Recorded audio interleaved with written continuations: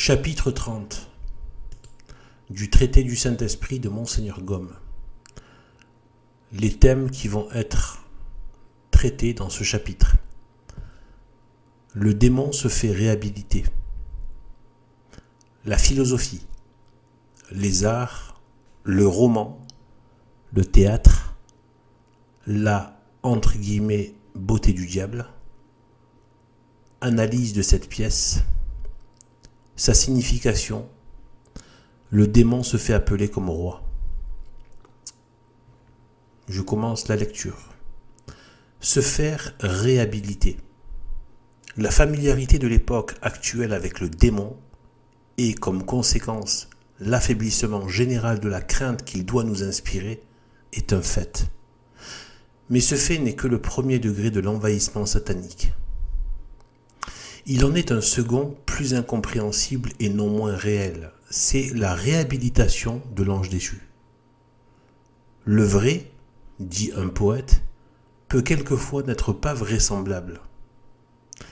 C'est ici, ou jamais, le cas d'appliquer cette maxime.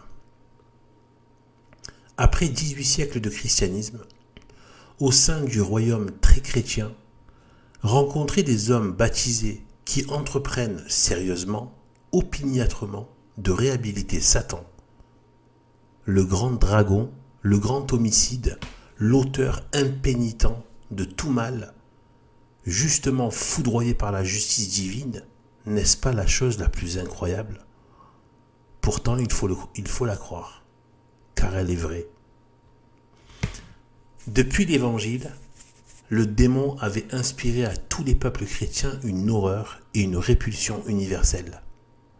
Ce double sentiment était énergiquement rendu par les formes, par les attitudes, par la place même que l'art réservait dans ses compositions à l'implacable ennemi de Dieu et de l'homme.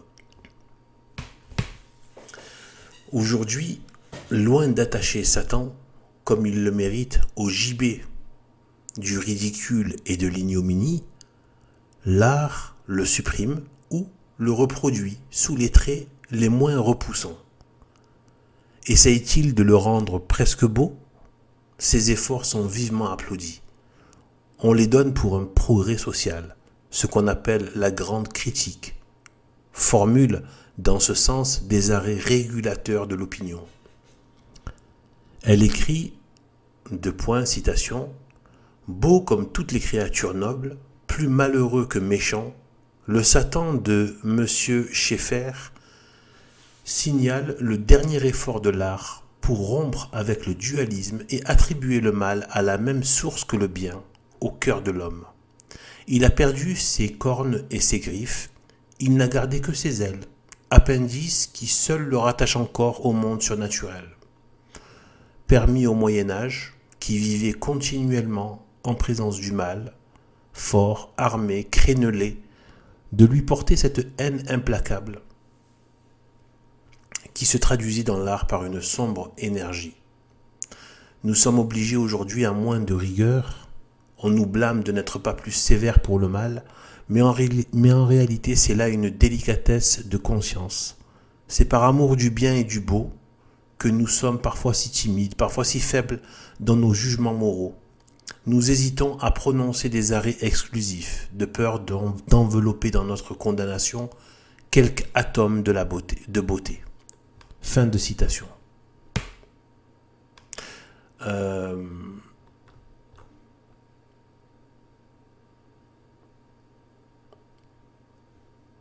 Donc apparemment, le Satan de M. Schaeffer, il y a une note de bas de page, donc c'est un peintre protestant.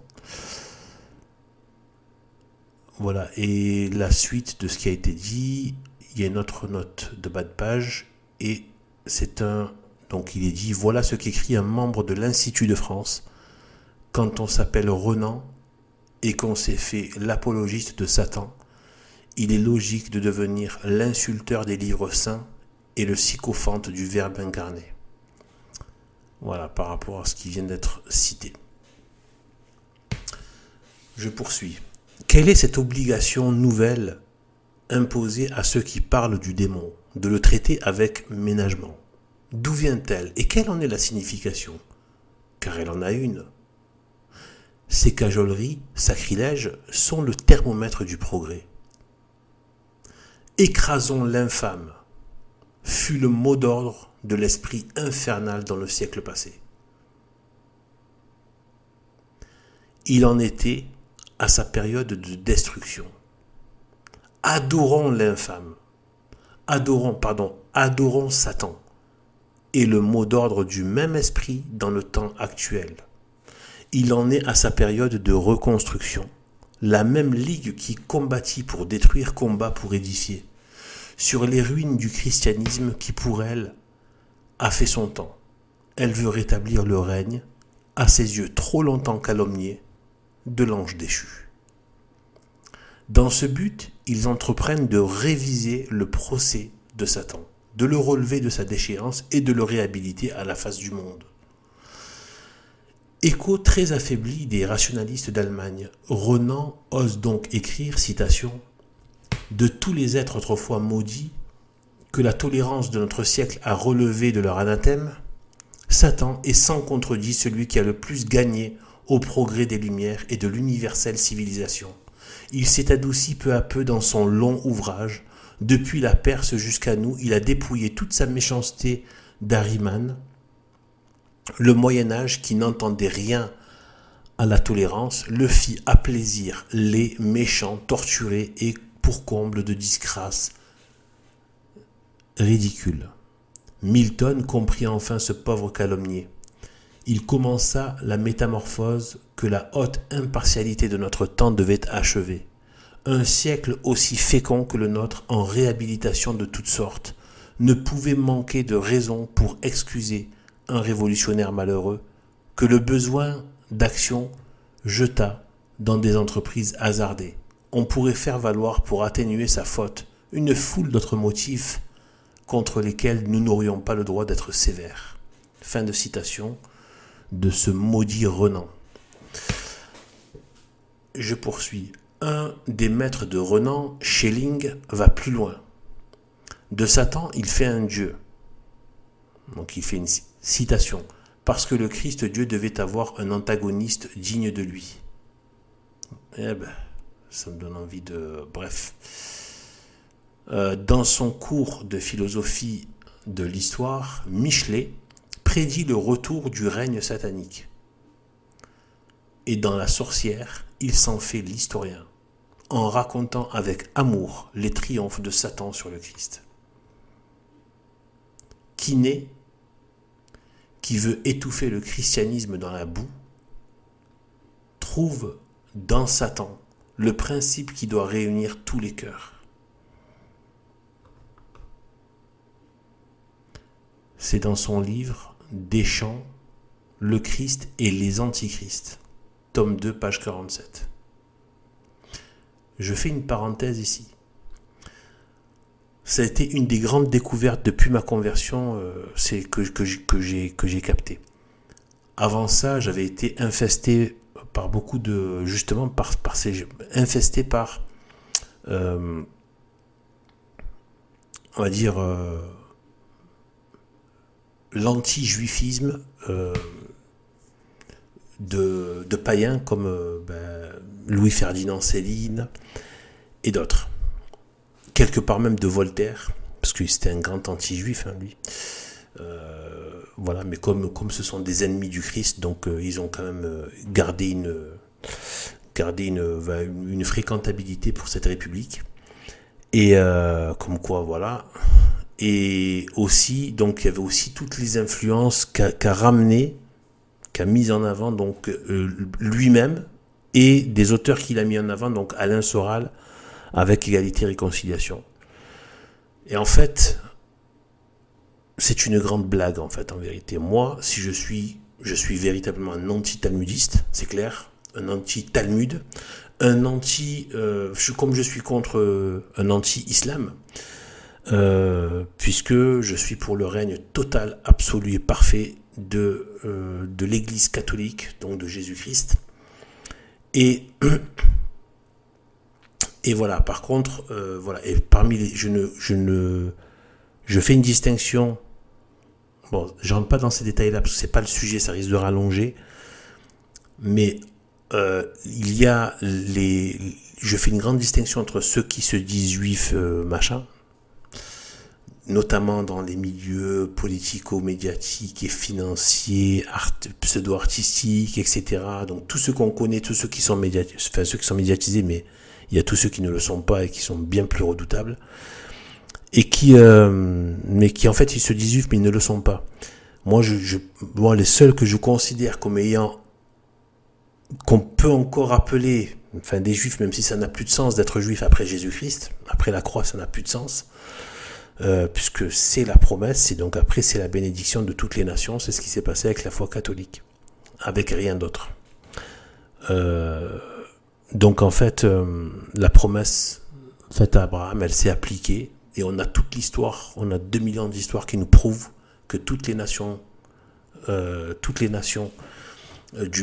la terre ont en tout cas eu accès, ont eu la bénédiction de Dieu, de la croix, par l'Église, etc. C'est pas les talmudistes, c'est pas les bouddhistes, c'est pas les musulmans. Il y a rien. Il n'y a pas tous les peuples qui ont aimé Jésus-Christ, enfin qui ont aimé, comme ils ont aimé Jésus-Christ, qu'ils ont aimé leur culte. Rien de tout cela. Et donc c'est que le catholicisme, donc on a la preuve en plus, nous, historique, que la promesse faite à Abraham a été accomplie, et s'accomplit encore avec le christianisme catholique, évidemment. C'est la même chose, c'est le vrai christianisme. Et bien en fait, voilà, donc le petit reste de juifs qui doit se convertir, c'est une opinion que j'aimais. Ce qu'on dit les juifs dont parlait saint Paul qui se convertiront, moi je parle des Lubavitch. Si vous voulez, ce sont ceux qui sont, vous savez, ceux qui sont, en gros, ceux que vous voyez les orthodoxes là. Voilà, ce qu'on appelle les juifs orthodoxes. Eux, j'estime qu'ils ont encore quelque chose à voir avec l'Ancien Testament, voilà, avec Abraham, etc. Ils n'ont pas coupé les ponts avec ça. Mais franchement, venir dire que Serge Gainsbourg, un Daniel Cohn-Bendit, et j'en passe, qui viennent se dire juifs, mais franchement, pour moi, c'est pas des juifs. Voilà. Et donc, en fait, ce sont peut-être des talmudistes, et encore, je suis même pas sûr qu'ils soient versés dans le Talmud. Enfin, mais en tout cas, voilà, ils appartiennent peut-être au monde talmudiste, mais voilà. Mais en fait, faut pas oublier une chose. Aujourd'hui, nous avons les néo-pharisiens, que sont les faux catholiques, qui se disent catholiques et ne le sont pas, pour reprendre ce qu'on dit des juifs qui se disent juifs et ne le sont pas. Et en fait, qui ont recrucifié. Et à mon sens, à mes yeux, c'est une opinion, là encore, c'est pas de l'Église qui dit ça, hein, c'est moi qui le dis. J'estime que le crime des faux catholiques ou des descendants de catholiques est pire encore que celui des pharisiens. Dans le sens où ils ont reçu.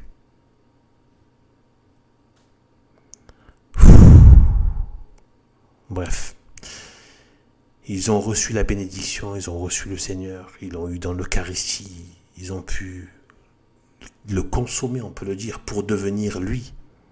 Ils en ont vu tous les bienfaits, la charité qui était étrangère au monde païen, et qui aujourd'hui on prend ça pour un acquis, alors que c'est pas du tout un acquis. Vous allez dans tous les endroits où il n'y a pas le règne de Jésus-Christ, et la société est un enfer, le mal règne.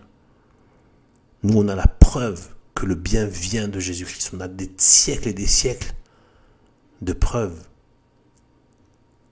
que la bénédiction vient par Jésus-Christ et par sa très sainte mère Marie, qu'il a prise comme médiatrice de toutes les grâces, comme reine du ciel et de la terre, à qui il a donné le ciel et la terre comme en tant que reine.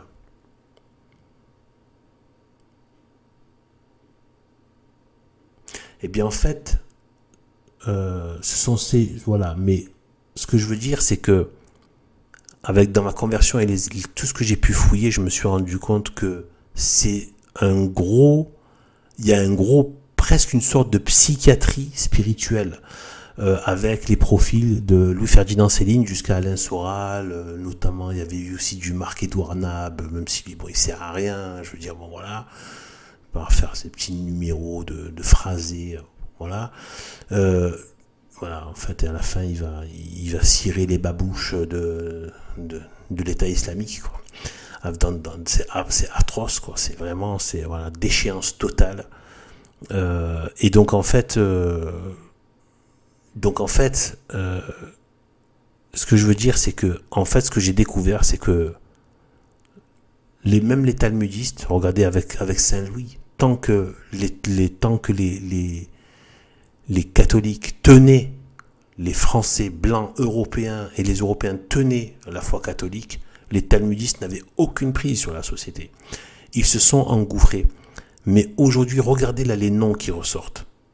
C'est pas des Cohen, c'est pas je sais pas quoi, c'est Michelet, etc.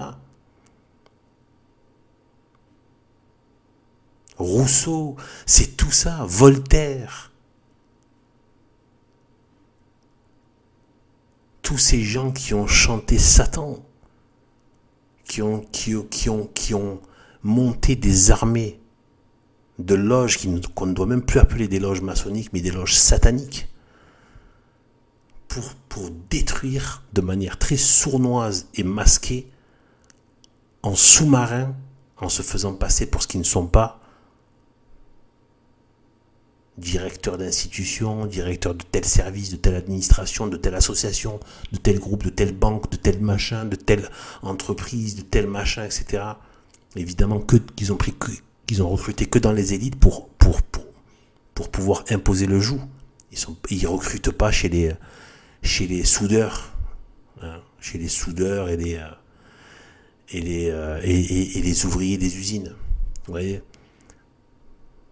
Donc ils ont bien perverti les élites avec tout ça. Ils ont fait cette espèce d'armée de Satan. Armée sociale de Satan.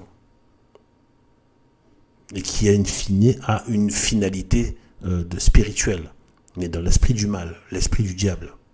D'où des loges sataniques. Parce que social dans le sens du règne social de Satan. Et c'est ce qu'on voit ici au travers des éclairages de Monseigneur Gomme. Et bien voilà, ce que je veux dire, c'est que non. Même Soral, c'est pas. En fait, ils veulent faire porter. En fait, ce qu'ils se rendent pas compte, c'est que cette République, ce que moi je pense que c'est, en fait, c'est qu'en fait, c'est la réunion. Pourquoi est-ce qu'il y a les talmudistes et les blancs apostats? C'est ça en fait qui se passe. En fait, ce sont les deux peuples qui ont rejeté le Christ, qui se sont réunis, qui ont reformé l'alliance romaine et pharisienne. Voilà, romaine blanche et pharisien. C'est ça qui est revenu en fait. L'apostasie de ceux qui ne sont plus du coup catholiques, mais de ceux qui ont hérité du catholicisme et qui étaient des baptisés,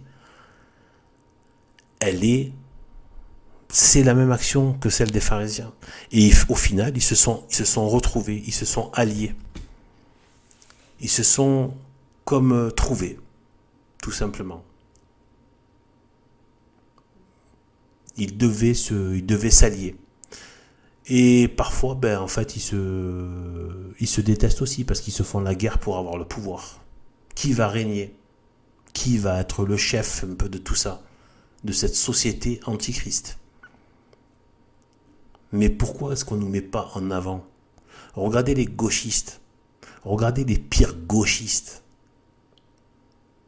Regardez tout ce qu'il y a dans les médias.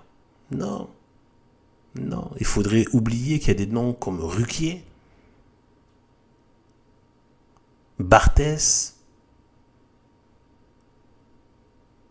Bompard, Mélenchon.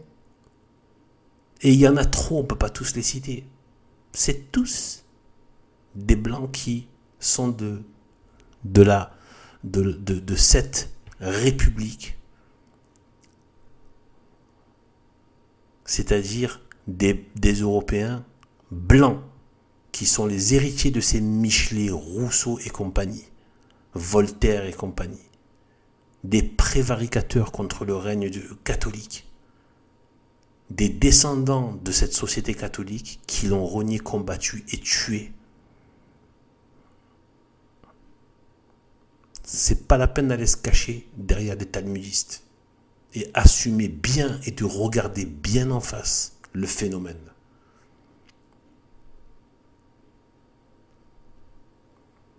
Et que maintenant, ben, forcément, les talmudistes, ils se sont bien engouffrés dans le... voilà, dans la brèche. Et pas qu'un peu. Mais ça s'est fait au départ et ça a continué et ça continue encore avec le concours très serré des Blancs, traîtres au Christ, qu'ils aient été d'abord les protestants et ensuite les faux catholiques. Voilà. Je reprends.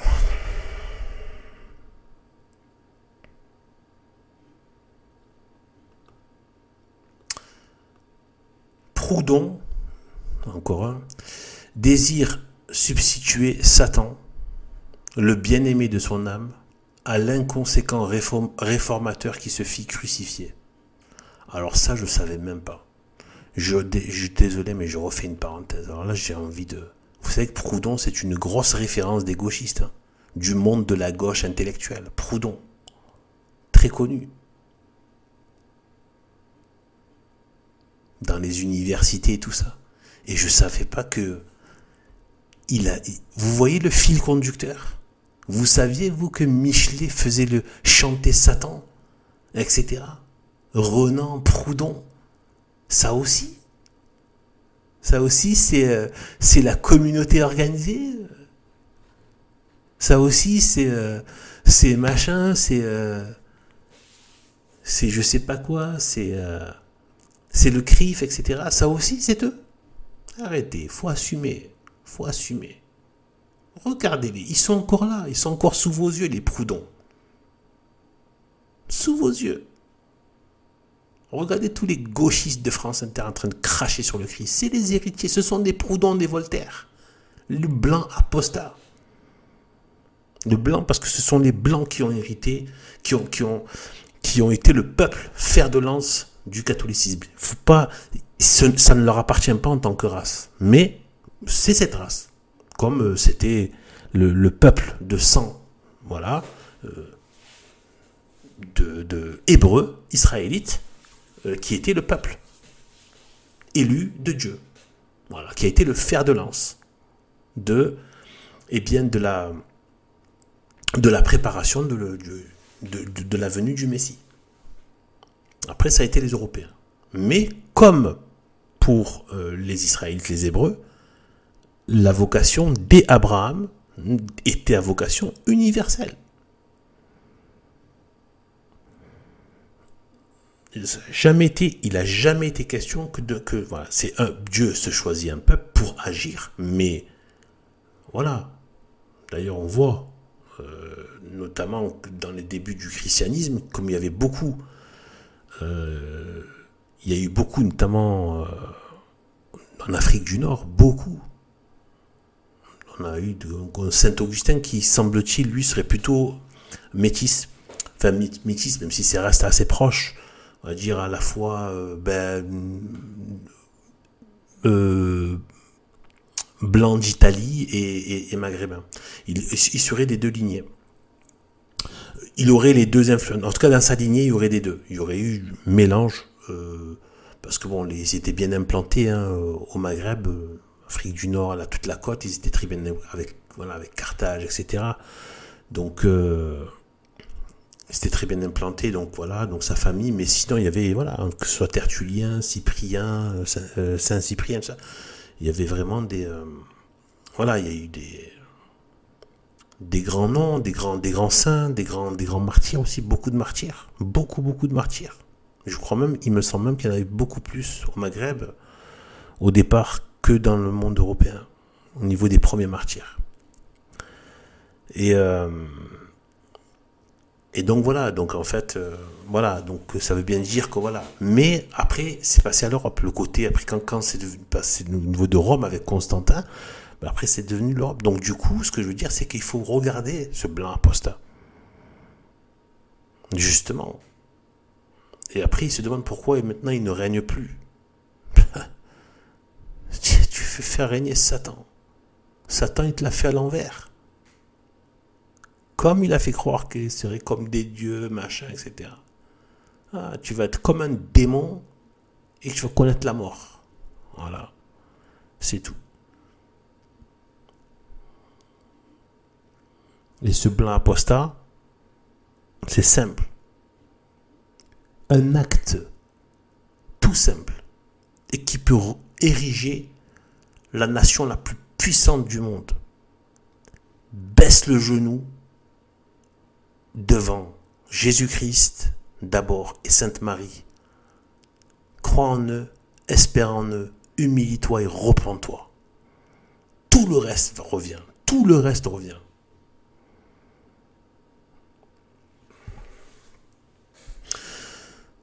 Donc je reprends. Si ces écrivains et beaucoup d'autres non moins impies avaient excité une réprobation générale, il faudrait en conclure l'existence d'une folie et d'une impiété individuelle. Mais l'accueil qui a été fait à ces blasphèmes inouïs, mais le nombre des lecteurs et des prôneurs des livres qui les contiennent, ne sont-ils pas de nature à faire réfléchir? Peut-on ne pas y voir un des signes caractéristiques des temps actuels pour avoir publié les monstrueuses impiétés qu'on vient de lire? Renan, Proudhon et leurs pareils n'ont, aux yeux de l'opinion dominante, rien perdu de leur gloire. Devant eux ne s'est fermée ni la porte d'un salon, ni l'entrée d'une académie. Ils ont des relations sociales étendues, on mange avec eux, on devise avec eux, on les trouve aimables. Les trompettes de la renommée proclament leur talent. Et comparés aux livres chrétiens, leurs ouvrages, traduits dans les principales langues, comptent 100 lecteurs pour un. Tels sont les blasphèmes, inconnus de l'histoire, qui s'impriment aujourd'hui, non seulement en France mais en Allemagne, et qui se lisent dans l'Ancien et dans le Nouveau Monde. Toutefois, jusqu'à ces dernières années, la réhabilitation de Satan, l'apologie de Satan, était demeurée circonscrite dans des ouvrages ignorés de la foule. Pour avancer l'œuvre infernale, restait à atteindre le demi-monde, le monde des oisifs et des femmes. Or, à la suite des philosophes et des littérateurs académiciens, sont venus les romanciers et les comédiens, qui se sont chargés de la rendre populaire. C'est dans le même ordre que Satan procéda, il y a 16 siècles, pour conserver son règne et empêcher celui du Saint-Esprit. Après Cels, le sophiste, parut Génès l'Histrion. L'année 1861 a vu paraître un roman fort connu dans lequel Satan, transformé en dandy, fait le charme des salons. Sa tenue est irréprochable, ses manières distinguées, il parle avec élégance, il sourit avec grâce, il est spirituel, il fume, il joue, il valse, il polque. On n'est pas plus aimable. Sous cette métamorphose de sacrilège, l'homme s'habitue à regarder en face son éternel ennemi et à lui donner la main. Les craintes qu'il inspirait naguère passent pour de vaines terreurs. La méchanceté dont on l'accuse pour une calomnie née de l'ignorance et de la superstition.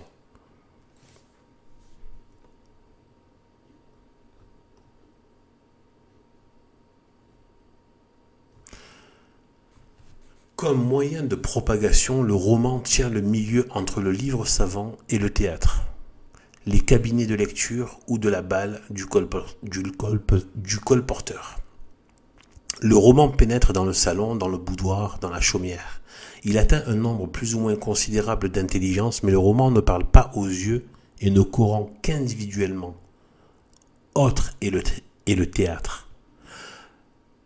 Par le prestige des décors, par la réalité des personnages, par le jeu des acteurs, il s'empare de tous les sens et y grave profondément ce qu'il enseigne. De plus, il s'adresse à la foule. La pièce obtient-elle un succès de vogue ? Tenez pour certain qu'après 20 représentations, les jeux de mots, les lasis, les maximes, les blâmes, les éloges qu'elle contient deviendront les aphorismes d'une multitude de personnes de toute éducation et de tout rang.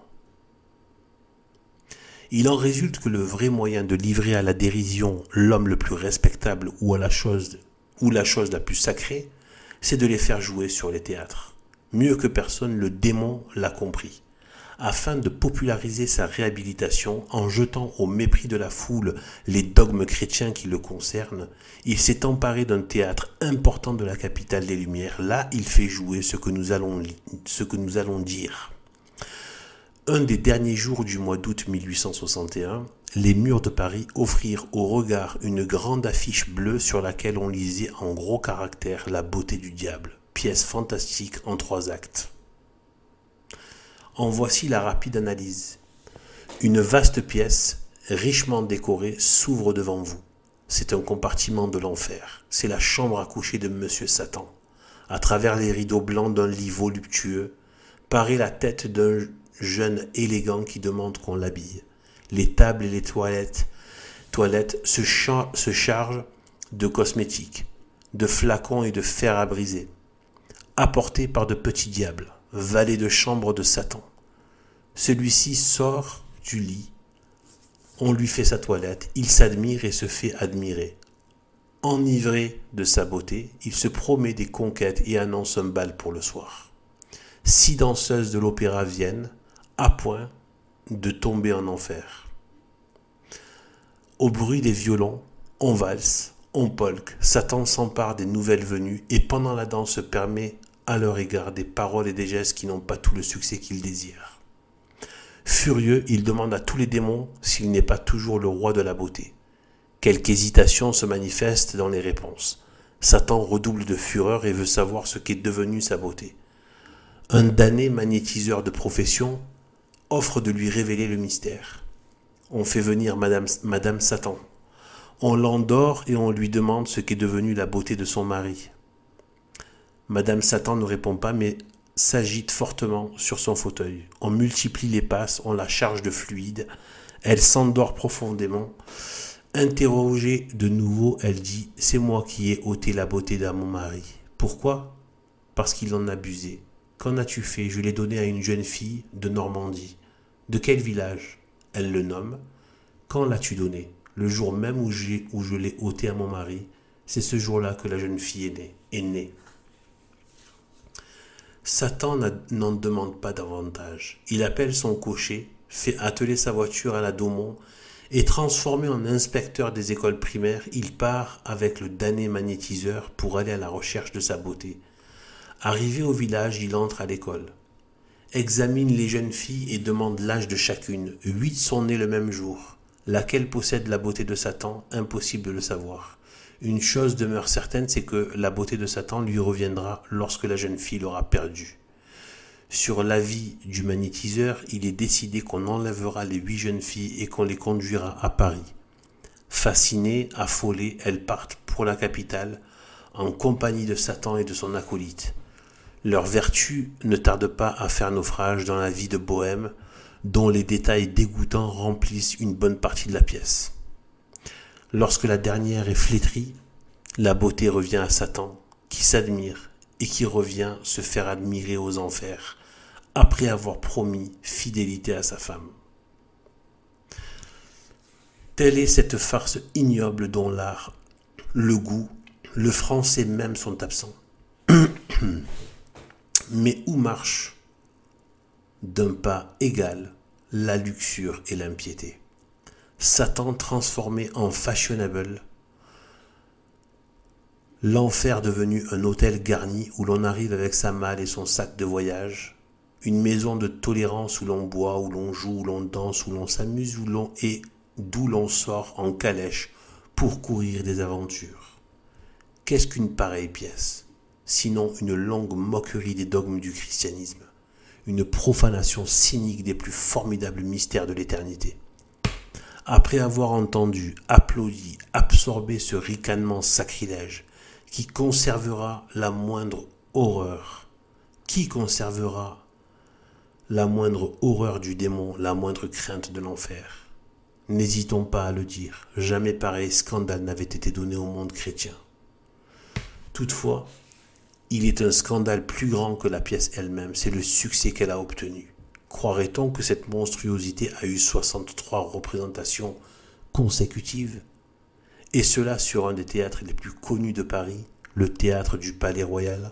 Faut-il s'étonner si cette année même, en présence d'une immense assemblée, on a pu porter et faire accueillir, avec frénésie, citation, un toast à la mort du pape et à la santé du diable. Waouh! Eh ben, je poursuis. Voilà où nous en sommes au XIXe siècle de l'ère chrétienne. Comme symptôme, nous ne connaissons rien de plus significatif que cette pièce. Tel est aussi l'avis d'un éminent écrivain que nous aimons à citer.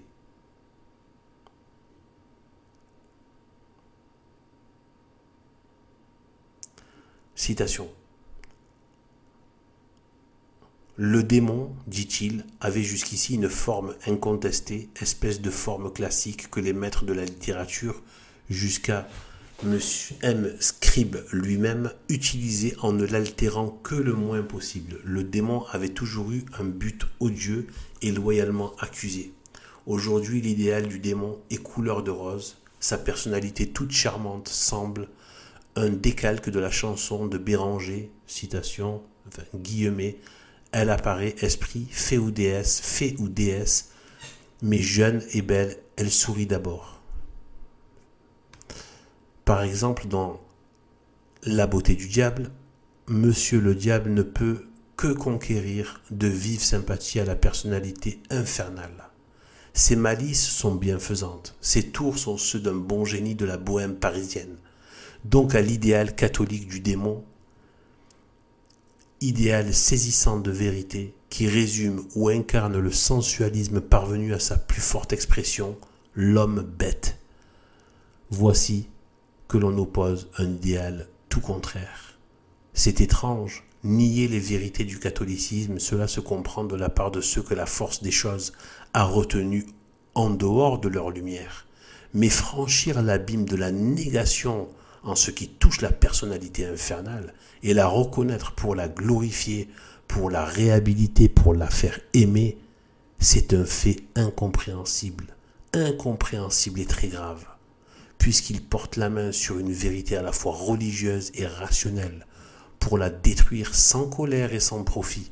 Il n'y a pas seulement la manifestation de l'amour du merveilleux, il y a l'influence occulte de l'esprit du mal. Se faire appeler comme roi. Quand le rationaliste du 19e siècle ne fait pas du Satan biblique un être imaginaire, il en fait un être digne de compassion. C'est tout simplement un révolutionnaire malheureux, et qui ne l'est pas, plus ou moins aujourd'hui. En lui, la personnification vivante du mal et de la laideur morale, l'artiste trouve un type qui ne manque ni de noblesse ni de beauté. Le romancier le transforme en dandy du Jockey Club. Aux manières élégantes, le comédien le présente comme le joyeux maître d'hôtel de l'enfer, et l'enfer comme une villa confortable, où se trouvent réunis tous les genres de plaisirs. Cependant, protéger Satan, l'innocenter, l'embellir, demander au nom du progrès qu'on lui donne droit de bourgeoisie dans les sociétés chrétiennes ne suffit pas. Comme autrefois, on veut qu'il devienne le prince et le dieu du monde. Lui-même aspire comme à son but final à cette double souveraineté qu'il prétend bien reconquérir. En effet, la révolution est aujourd'hui la puissance la plus formidable et, à moins de miracles inouïs, la future reine du monde. Je fais une parenthèse, on est en plein dedans aujourd'hui. Moi, la révolution, reine du monde. C'est vraiment ça, c'est Jézabel, c'est la Jézabel de la République. Vous voyez de qui je parle, c'est la femme Jézabel de la République, la Révolution. Et qui est encore bien plus que cela, mais si Dieu me permet, j'en parlerai plus tard. Et aujourd'hui, c'est un degré de satanisme. Dire qu'il disait ça à l'époque, et là on voit qu'on arrive quand même à faire les liens entre notre époque et que ça ne vient pas de... Il y a quelque chose qui était en travail depuis longtemps en fait. Aujourd'hui, en plus avec les moyens médiatiques de diffusion bien pire encore que les simples théâtres, avec Internet, les séries à portée dans ses mains, le téléphone, tu peux regarder des séries mais, et des contenus tous les plus sataniques ou de péchés les plus affreux, etc. Sans parler de tout le reste, de ce qu'on ose encore, cette grotesque abjection moderne ose encore appeler art, qui ne sont que des déjections sataniques et dont on connaît beaucoup certaines de blasphèmes ignobles, évidemment toujours contre le Christ, contre la chrétienté, contre Sainte Marie. On se demande pourquoi. Et donc là, on a vu, il n'a pas vu ce que nous on a vu. Je veux pas les nommer, hein, ces œuvres ces œuvres, oui, ce sont des œuvres de blasphème et vraiment d'esprit de souillure, mais on a atteint des degrés que là, Monseigneur Gaume n'avait même pas vu de son temps. Il était déjà horrifié. Aujourd'hui, c'est voilà. Il y a quelque chose qui était en travail. Il y a eu aussi quelque chose qui s'est passé en fond dans la société. Et là, il explique bien, il parle de tout ce qui travaille en tandem, l'intellect, les pratiques occultes, de superstition, la voyance, les médiums, le machin, le ceci. Tout ça cumulé, donc toutes les séductions du diable. Après, on va, évidemment, ça glisse à l'impureté, ce qu'il disait là sur les pauvres filles de campagne devenues des débauchées de la bohème. C'est vraiment répugnant, quoi. C'est toujours, c'est quelque chose, comment dire, qui lacère l'âme de voir une femme qui perd sa vertu, qui avait cette grâce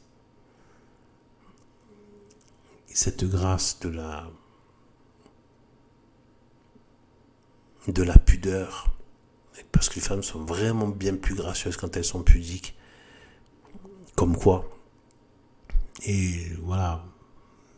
D'expérience, je l'ai vu. Toutes celles qui sont parties dans ça, elles sont plus les mêmes. Elles ont plus la grâce, elles ont plus le même regard. Quelque chose de plus dur dans les traits. Enfin, bref. Etc. Notamment dans le regard, parce que ça ment pas, c'est le miroir de l'âme. Et c'est vraiment, ça lacère mon cœur de voir ça. Vraiment, de cette dégradation dans la débauche sexuelle, de cette espèce de... Vraiment que je rattache à Sainte Marie dans le sens de la jeune Vierge, qui est dans cette pureté, cette innocence et cette pudeur, et qui va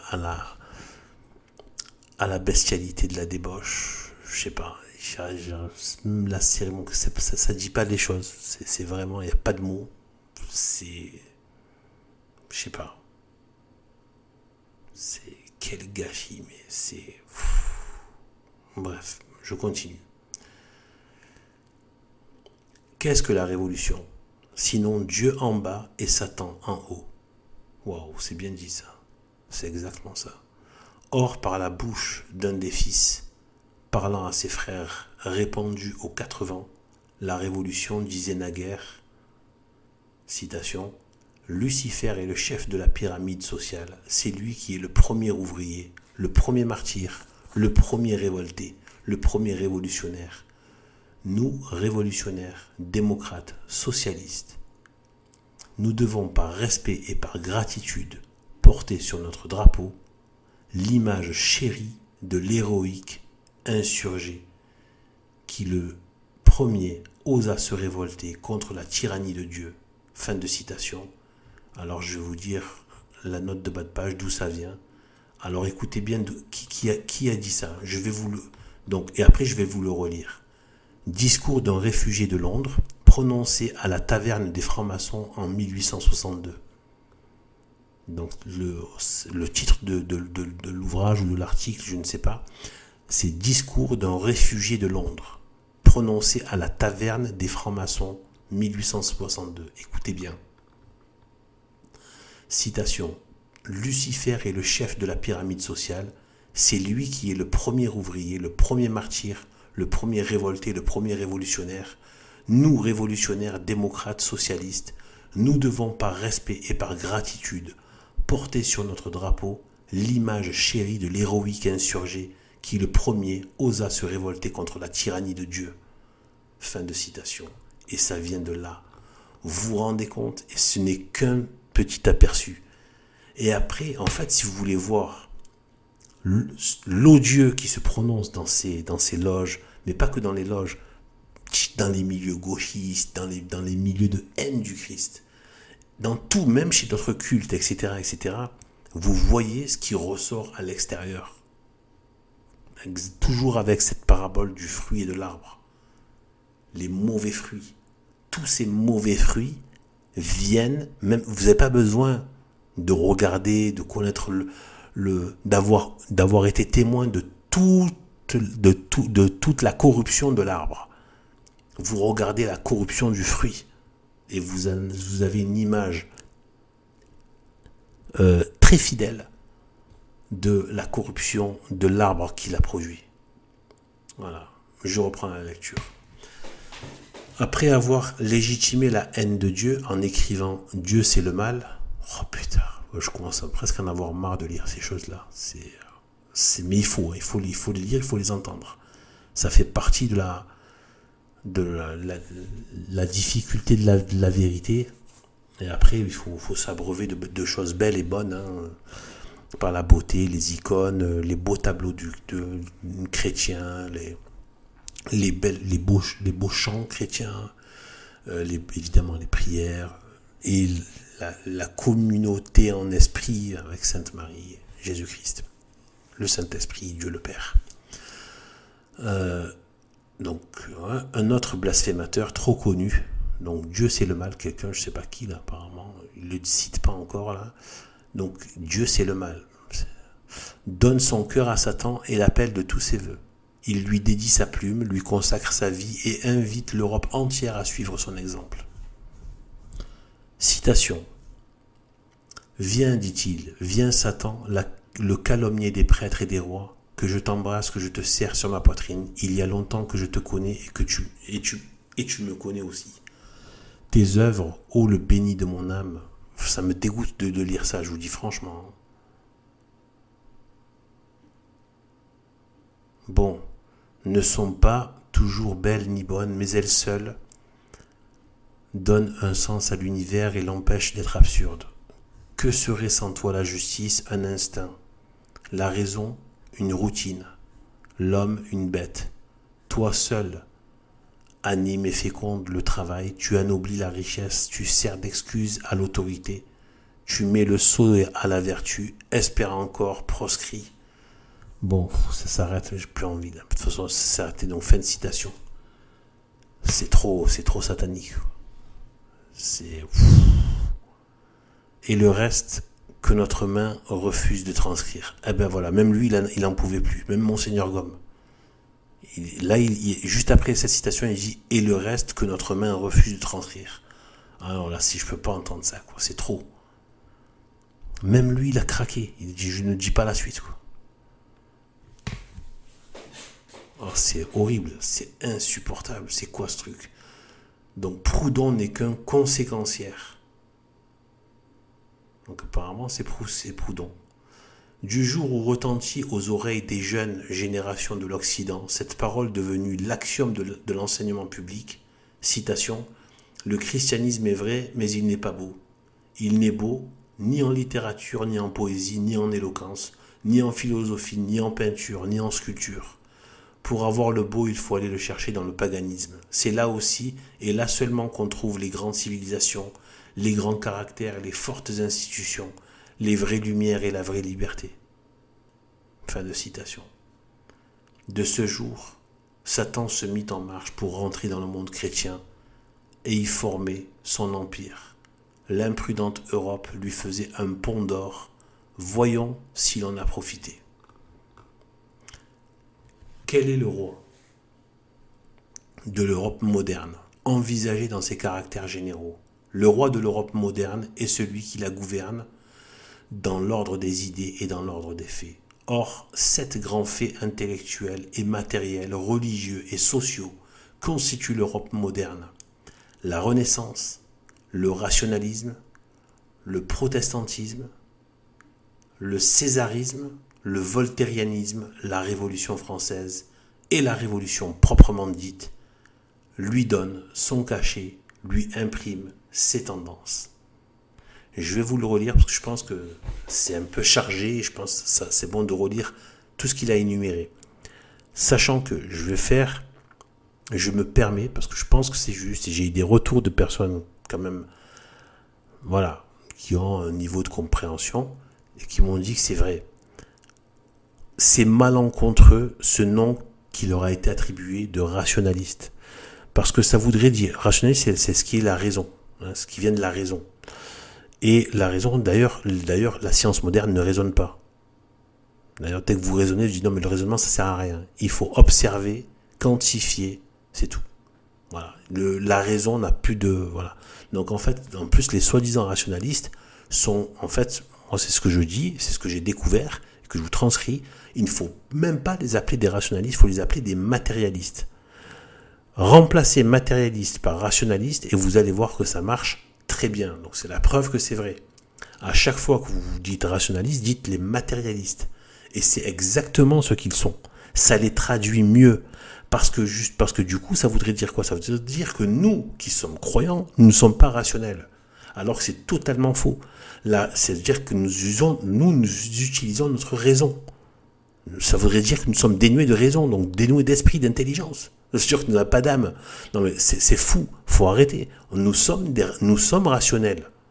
Nous sommes très rationnels même. Il ne faut pas dire non, moi je ne suis pas un rationaliste. Je suis rationaliste. Sauf que nous, en tant que croyants, nous prenons en compte le matériel et le spirituel. Nous raisonnons le matériel, mais nous raisonnons aussi le spirituel.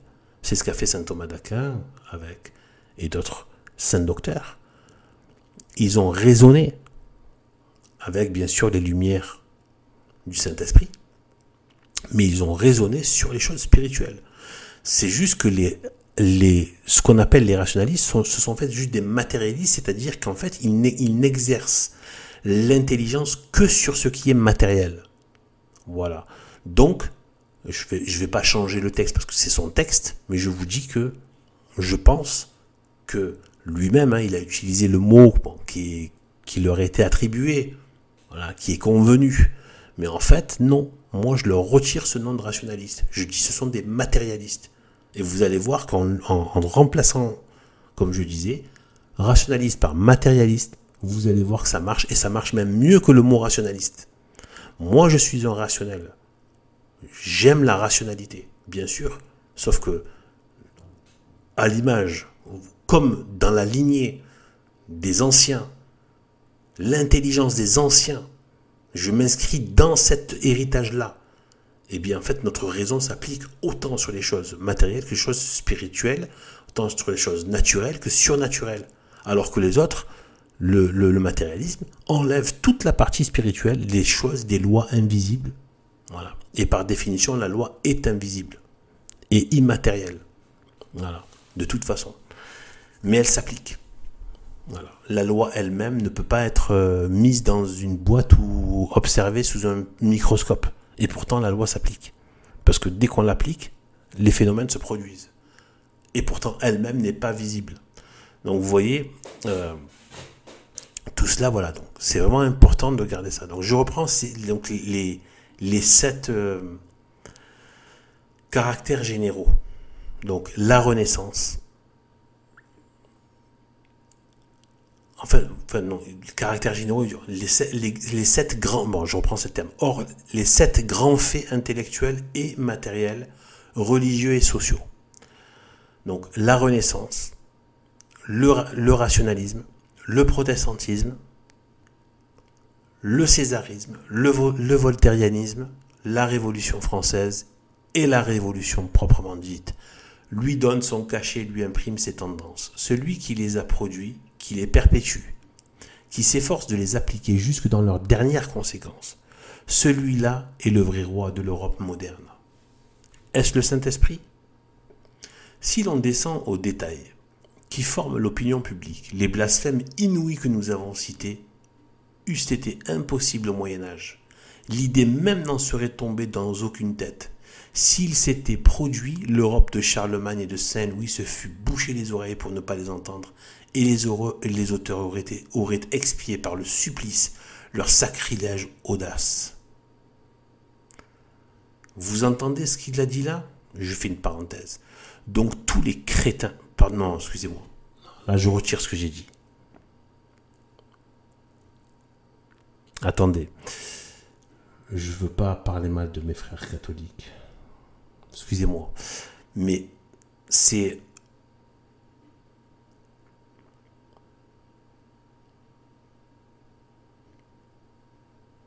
On ne discute pas avec Michel Onfray. J'en ai fait une vidéo. C'est un blasphémateur. C'est une ordure antichrist. Pour 1/10000000 de ce qu'il a dit,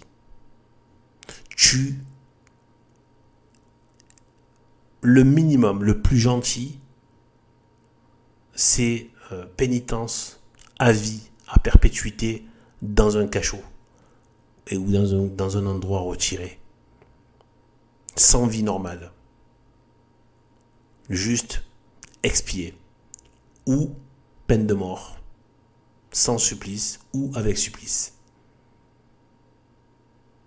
Et regardez cet esprit Vatican II maudit que je déteste et qui a perverti la charité, qui l'a détourné, à écouter la gueule de Satan parler et dialoguer avec et prier pour lui. Non, je ne prie pas. Désolé ma sœur, vous vous reconnaîtrez. Je vous respecte au plus haut point. Je ne prie pas pour lui. Je pense d'abord aux dégâts, déjà à l'honneur de Dieu. La première chose, avant même de penser aux prochains. Ensuite, je pense à tous mes prochains qui ont été exposés et qui ont avalé et dans qui a été inoculé ces blasphèmes et ces ordures et ces pseudo-démonstrations antichrist. Ensuite, pour cette ordure, cette race de vipères, cette race de Satan qui écume les plateaux, qui devient même un copain de la pseudo-droite. CNews, Charlotte Dornelas, Eugénie Bastier et la clique, et De Villiers. Ce blasphémateur.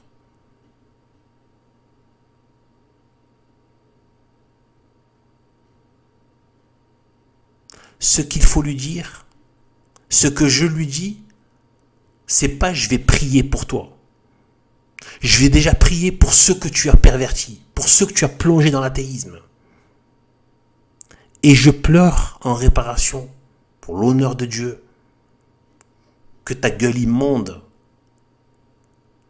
a proféré des paroles contre sa sainteté. Espèce de cafard. Race de vipères. Ce que j'ai envie de lui dire, c'est ce que Saint Jean-Baptiste a dit aux pharisiens et qui n'étaient même pas des blasphémateurs, qui étaient juste des perfides, mais c'était pas, mais en comparaison de Michel Onfray, c'était des anges. Alors qu'ils professaient encore la loi, ils diffusaient encore la vraie loi, mais ils étaient perfides. Eh bien, à ce niveau-là, il leur a dit, race de vipères, repentez-vous. Il leur a pas dit, je vous aime. Amour, Vatican II, je vous aime. Amour.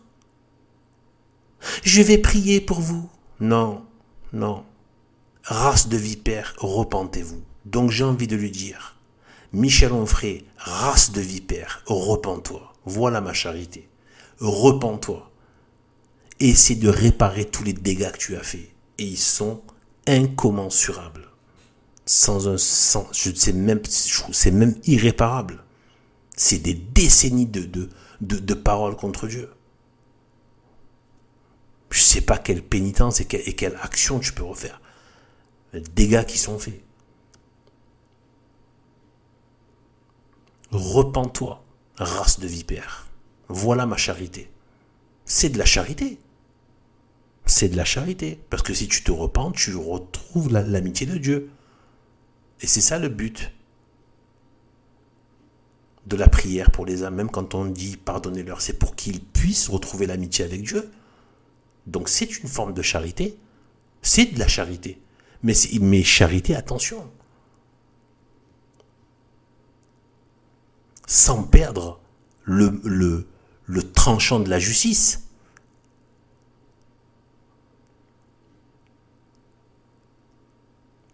On parle de gens qui ont fait profession publique, chronique, acharnée, militante, haineuse, destructrice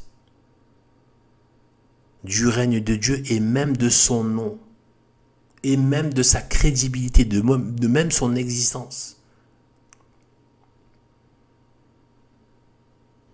Ne venez pas me donner de leçons de charité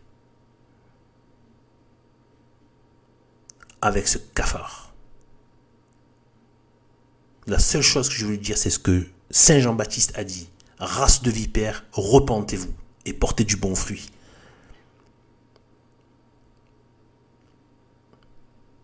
Voilà. Il a exprimé une charité. Repentez-vous. C'est tout. Quand on atteint, et je vous dis, c'était même pas des Michel Onfray. Ils étaient extrêmement en dessous de cet abominable.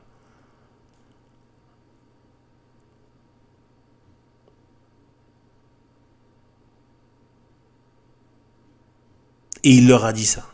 Alors imaginez s'il avait eu en face de lui un blasphémateur public sur plusieurs décennies qui s'acharne socialement à détruire le saint nom de Dieu.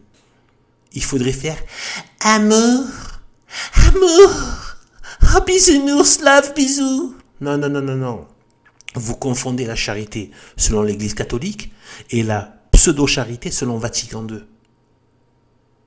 La lèpre. Je suis trop énervé là, vraiment c'est... J'arrête, je reprends la lecture, c'est dingue. Bon, allez. Ouh, faut que je redescende là.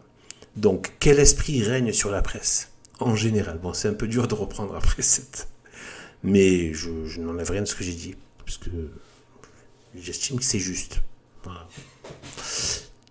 Et vraiment, à son objectif, je pense pas être que dans une espèce de truc machin, que individuel. Je pense que j'ai apporté les arguments pour.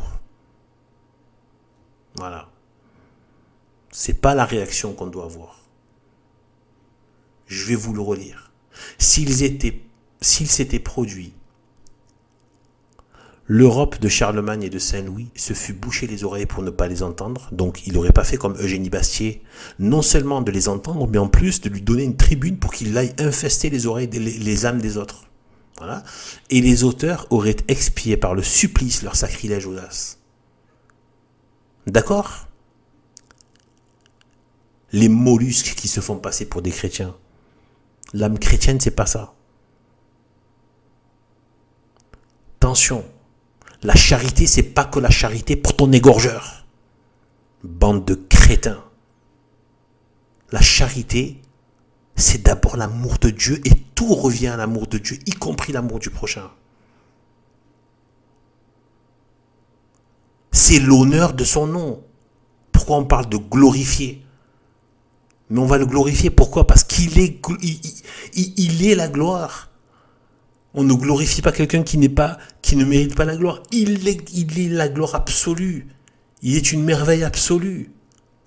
Quand vous regardez un coucher du soleil, vous n'avez pas besoin de dire oui, bon, pourquoi est-ce qu'il faudrait glorifier le coucher du soleil?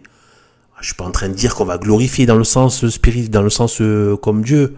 C'est pas ça que je dis. Je dis juste, quand on décrit un coucher du soleil parce qu'on est frappé par sa beauté, on dit waouh, qu'est-ce que c'est beau. Mais alors, en fait, c'est ça.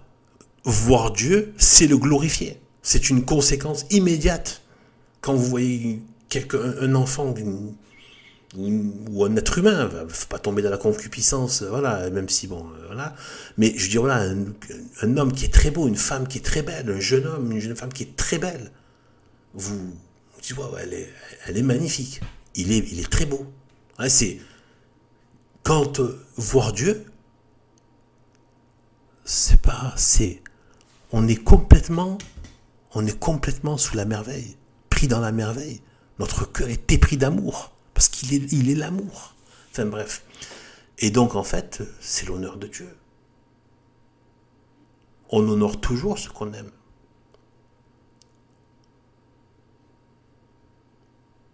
Donc l'amour, c'est l'honneur de Dieu. Et il y a l'amour du prochain. Et parce que tu durcis le ton, tu deviens quelqu'un qui n'a pas de charité. Toi, trop méchant, pas charité. Trop... Hop, regarde, pas charité, toi, pas catholique. Oh là là là là. Bande de crétins. Regardez ce que disait Monseigneur Gaume, un évêque proche ami intime de Pie IX, du pape Pie IX, qui était, lui, justement, prise avec cette modernité déjà de son temps, et qui s'était battu comme un lion, et qui avait déjà les modernistes dans les pattes, mais qui était encore très en dessous d'aujourd'hui. Aujourd'hui, ça y est, c'est carrément, ce sont des francs-maçons qui sont au Vatican, quoi. En gros, c'est la même chose, c'est une loge maçonnique, quoi. C'est pareil. C'est, voilà, LFI Mélenchon, quoi. C'est la République, en fait, c'est la République qui dirige le Vatican. C'est le même système républicain, c'est la même idéologie républicaine, c'est la constitution de la République, Vatican II. Et qui va de plus en plus, voilà, avec les synodes et machins, voilà, rendre encore plus nette la teneur républicaine qui était déjà là avec Vatican II, par le communisme notamment, qui est une forme adaptée à l'institution catholique de la laïcité, en fait, et du relativisme, donc ce qu'on appelle le relativisme culturel marxiste. Eh bien, voilà, donc en fait,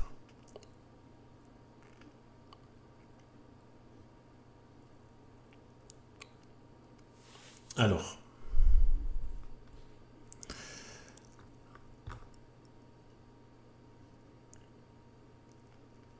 quel législateur a fait écrire dans les codes de l'Europe moderne le divorce, destructeur de la famille chrétienne, le mariage civil, concubinage légal, la liberté des cultes, patente officielle délivrée à tous les faux monnayeurs de la vérité,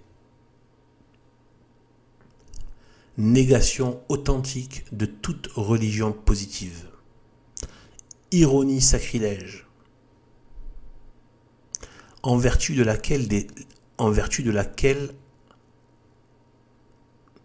les sueurs des peuples servent à entretenir le catholicisme qui affirme, le protestantisme qui nie, le judaïsme qui se moque de l'un et de l'autre. Est-ce le Saint-Esprit? Sous nos yeux, on autorise dans la capitale du royaume très chrétien le culte public de Mahomet.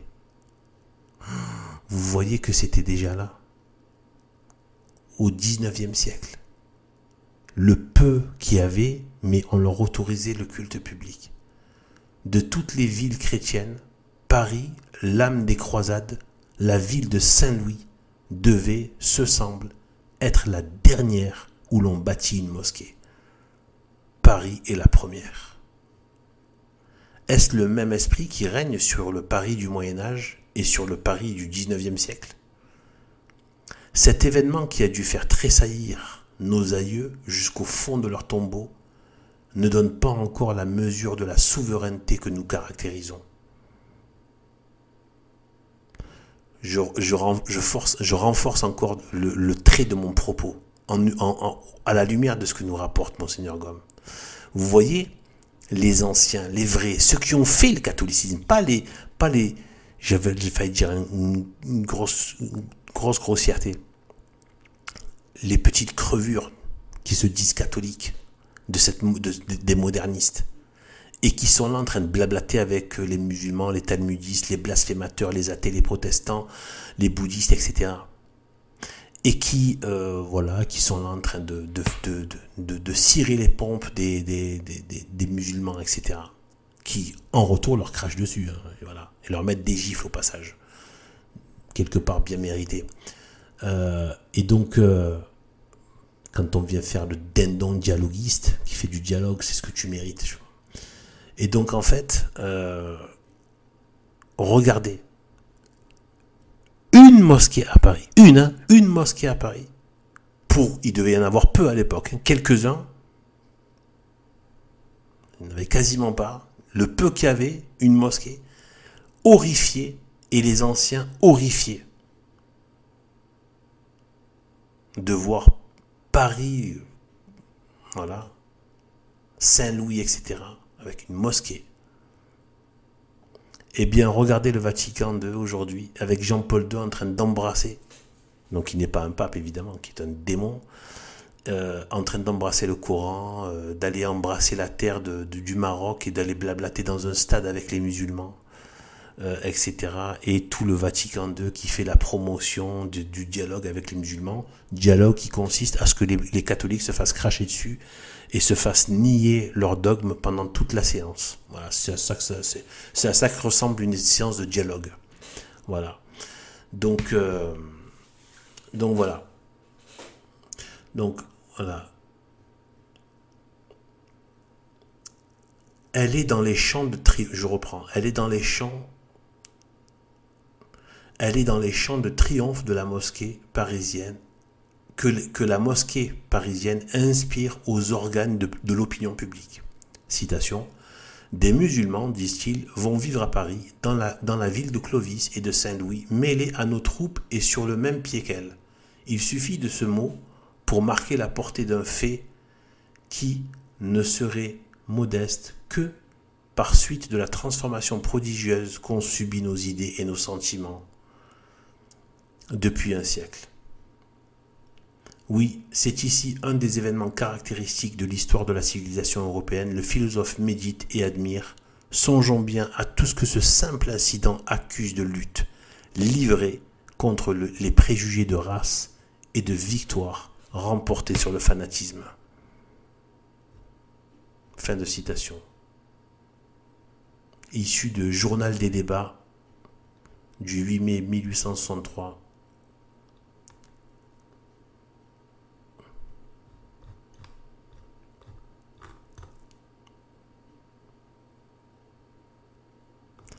Où il est dit, entre autres sûrement, donc forcément, au jour de leur fête, les soldats mahométans sont dispensés du service et le dimanche, on n'en dispense pas les soldats chrétiens. Voilà. Voir le récit de la fête de l'Aïd el-Esguir, célébrée à Paris le 9 mars 1864. Donc c'était lié, voilà,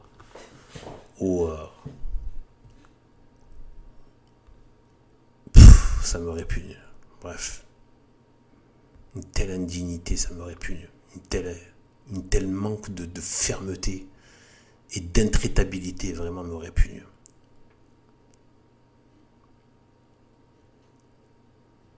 Et en plus, ça commençait déjà à dénigrer son propre camp. Vous voyez, c'était déjà en germe tout ça. Au nom de l'amour du prochain, on crache sur nos frères chrétiens et on accueille nos ennemis. Et on leur dit, quartier libre. Voilà, on fait rentrer le loup dans la bergerie, quel qu'il soit, hein, pas que mahométan, hein, tous, hein, là, le machin, etc., etc. Le dépravé, le blasphémateur, le mondain, le mondain machin qui diffuse les idées du siècle, etc., etc., etc. Le maçon, le franc-maçon, donc le talmudiste, tous. Voilà. Par contre, la charité envers son prochain, chrétien, tout le monde s'en cogne. Rien à cirer. C'est pour ça que moi j'ai fait cette chaîne en me disant, moi, mon apostolat, il est pour renforcer la foi de mes frères et sœurs dans cette religion qui est nouvelle pour moi. Même si ma conversion est fulgurante, j'en reviens pas moi-même. C'est un transport sur un laps de 2 ans. Maintenant, ça fait 2 ans que la première année, c'était vraiment le début, quoi. Voilà, mais c'était déjà le début. Et après, avec mon baptême, ça fait 1 an seulement. Mais quand même, vraiment le penchant de cœur qui a penché, qui a dit l'assentiment de mon cœur pour la foi catholique, ça fait 1 an avant mon baptême et puis 1 an depuis mon baptême. Ça fait 2 ans. Mais je me suis dit, moi, mon apostolat, je vais le faire. Je le fais parce que j'ai vu à quel point... En fait, c'est comme le tonneau des Danaïdes. Ça sert à quoi ça sert à rien de remplir un tonneau qui est percé. C'est ce que font justement les Vatican II, des fois. Ils essaient de faire soi-disant... voilà. Bref, avec... je n'aime pas trop en parler, ça va rallonger. Mais en fait, c'est pour dire que le problème, j'ai vu que, en fait, les catholiques, ça se sentait, et ça se sent encore aujourd'hui, ont honte et sont terrifiés parce que c'est à la hauteur de l'agression sociale et politique et haineuse et voire même dangereuse de montrer sa foi aujourd'hui. Ne serait-ce qu'en portant un crucifix autour du cou, un petit crucifix, déjà rien que ça. Pour moi je le fais parce que c'est aussi un témoignage muet, ce qu'on appelle la prédication muette. Il en parle, Monseigneur Gaume. Voilà, c'est une sorte de prédication muette, ou un témoignage, un acte de témoignage, mais qui diffuse juste par l'image, par le symbole, qui est la présence de... Voilà. C'est une... je ne sais pas si on peut dire prédication, mais muette, voilà, sans parler. Voilà. J'ai vu à quel point les gens... Il y a ça, mais pas que ça, même se dire, etc. Même dans leur propre cœur, ils ne veulent pas le dire. En fait, c'est presque... Ils ont presque... C'est presque un problème. Il faut qu'ils soient catholiques parce qu'ils doivent l'être. Parce qu'ils sont dans une espèce de lignée de famille, etc. Mais en même temps... ouais, mais bon, on va essayer de l'être. Voilà. Faut pas trop que faut voilà quoi. Moi, mon but, c'est vraiment de dire arrêtez d'aller chercher les autres. D'abord, faut se renforcer soi-même. Et on se renforce pas soi-même par nous-mêmes, mais par la grâce de Dieu. Parce que c'est que Dieu qui donne la force. Comme le dit le prophète de l'Ancien Testament, vous irez chercher, c'est en vain que les gardes veillent la ville, veillent sur la ville, si Dieu lui-même ne la garde. Voilà. Il faut mettre toutes les armées, etc., et y compris en soi-même. Ça aussi, c'est une autre interprétation, je crois, de Saint Bernard. Voilà, c'est pareil, comme la ville, une cité, mais même notre fort intérieur. Les assauts, etc. C'est-à-dire on peut veiller, mais les assauts du monde, des concupiscences de notre chair, de notre esprit, de l'orgueil et des démons, eh bien en fait on peut pas en venir à bout si Dieu ne veille sur nous, si Dieu n'habite en nous. Si Dieu habite en nous avec Sainte Marie, ça devient extrêmement plus jouable de composer avec tous ces assauts dans notre âme, mais c'est aussi dans une cité. Voilà. Une cité, ben voilà. Dès que Dieu ne la garde pas, ben alors tu peux mettre toutes les armées que tu veux, ça partira en vrille. Les plus redoutables armées, ça viendra. Elles se feront défaire ou alors elles s'autodétruiront par les traîtrises, par la corruption, par les guerres intestines, etc. Voilà, les traîtres, etc. Les armées, même les plus puissantes, elles serviront de rien si Dieu lui-même ne supplée et ne comble la mesure. Donc enfin, à quel inspirateur... Attendez, non, je reprends, c'est plus haut. Ainsi, pour être la plus religieuse des 5 parties du monde, il ne manque à l'Europe moderne...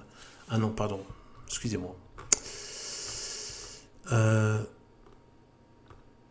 Je reviens là où j'étais parce que j'étais parti sur la note de bas de page.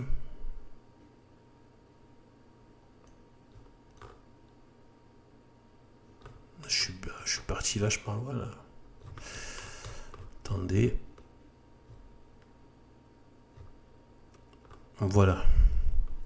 Ah non, c'est ça. Ainsi, pour être la plus religieuse des 5 parties du monde, il ne manque à l'Europe moderne que d'avoir des temples de Mormons, des temples de Bouddha, des pagodes de Confucius, des sanctuaires de tous les dieux de l'Afrique et de l'Océanie. Alors la victoire sur le fanatisme sera complète. N'est-ce pas appelé au trône le père du mensonge et rêver les beaux jours de son antique règne? C'est incroyable, c'est exactement notre là, ce qu'il vient de dire, nous on le voit. Les temples bouddhistes, le yoga, méditation, temples bouddhistes, les dieux de l'Afrique, dieux entre guillemets évidemment, de l'Océanie, Confucius, etc. Tout la méditation, les trucs, et bien sûr les blancs apostats au milieu, ou du moins ceux qu'il en reste et qui sont quasiment en voie d'extinction. Voilà, donc... Enfin, à quel inspirateur faut-il attribuer la politique d'un monde qui se dit chrétien et qui pousse avec une fureur babylonienne à toutes les jouissances matérielles comme si l'on régénérait l'homme en l'engraissant, qui sous le nom de droit nouveau inaugure le droit de la force, droit antique aboli avec le règne de Satan, qui, sous les grands mots de progrès et de liberté, cache la sécularisation des sociétés et leur émancipation de plus en plus complète de l'autorité du christianisme qui encourage ou qui laisse faire la guerre au pape, qui l'insulte, qui le calomnie, qui demande à grands cris la spoliation du dernier coin de terre indépendant où il puisse reposer sa tête. Est-ce à l'esprit qui a fondé l'Église? Endormeurs endormis, vous niez l'existence du démon et son action sur l'homme. Dites-nous donc quel esprit gouverne le monde actuel, considéré dans son ensemble. Voilà, fin du chapitre 30. Avec mes commentaires, ça fait 1h22. Ceux qui apprécient auront apprécié. Les autres, ils auront peut-être décroché. Donc au final, tout est en ordre, tout est en place. Ceux qui aiment, écoutent. Ceux qui n'aiment pas, n'écoutent pas. Tout revient en ordre. Et bien voilà, écoutez, ce fut une belle lecture. J'espère que mes commentaires auront été bien, dans le sens où ça apporte quelque chose aussi à l'audio. Voilà, comme vous pouvez le voir, je prends le temps de poser le texte, de rentrer dedans, une lecture